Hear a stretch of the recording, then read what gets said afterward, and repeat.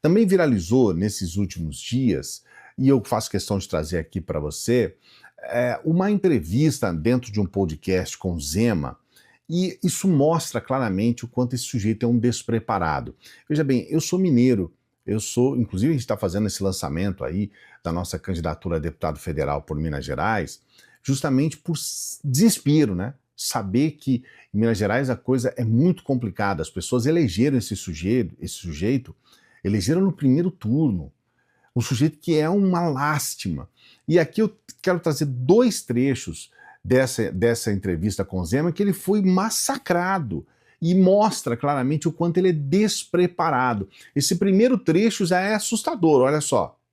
Essa TV aqui, ela deve ser chinesa. Você vai lembrar de Telefunken, de Philips, de Gradiente, não lembra? Nossas empresas nacionais que não foram protegidas. Você queria ter aqui uma TV de 29, pesando 70 quilos, Ô, Zema, em vez dessa aqui? Não fala isso. Não, né? Aí não. Se o governo tivesse protegido a Gradiente, hoje a gente estava produzindo TV igual a Samsung. Inclusive, essa Samsung tá aqui só porque o governo coreano protegeu a Samsung lá e fez ela ficar forte. É igual a BYD. A BYD hoje só tá nas ruas do Brasil, espalhado pra tudo quanto é lugar, porque o governo chinês protegeu a empresa deles e ela ficou forte, deu muito incentivo. A gente tinha que ter protegido a nossa Gradiente.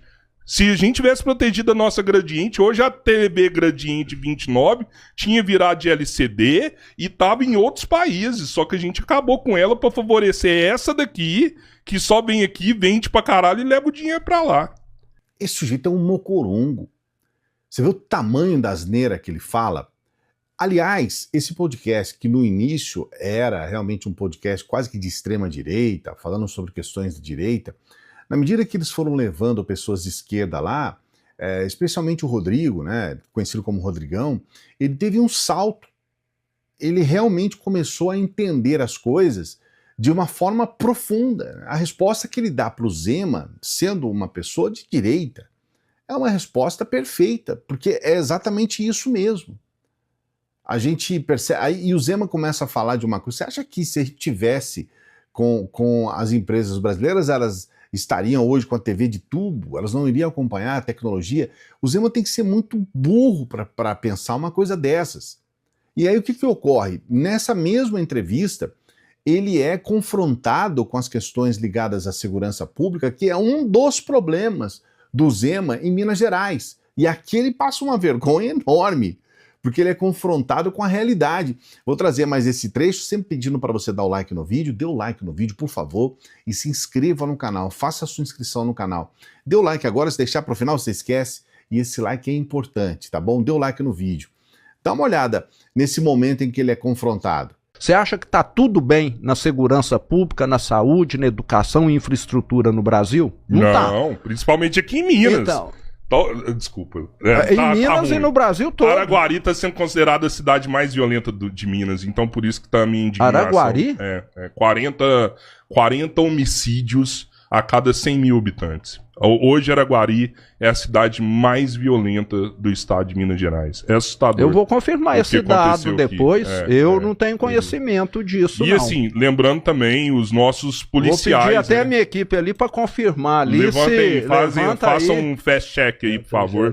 Mas se pegar também hoje Minas, a polícia de Minas é uma das mais mal pagas do Brasil também, né, o governador?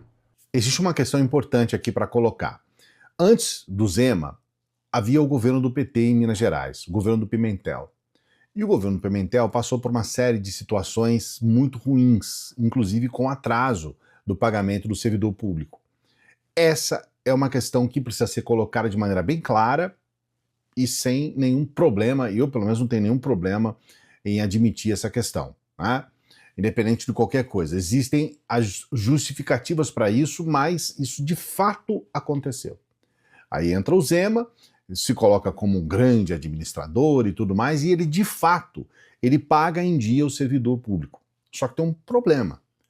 Ele congela, a gente está aí com 8 anos, né? Então ele congela o salário do servidor público. Qual que é o resultado disso? A polícia em Minas Gerais odeia o Zema. Os policiais odeiam. Os professores odeiam o Zema. Aqueles que são do setor de saúde, eles odeiam. Porque, ok, você pagou em dia, mas você deveria fazer uma política pública salarial para o servidor e você não fez. E paralelo a isso, o custo para isso foi o Zema dar um calote gigantesco.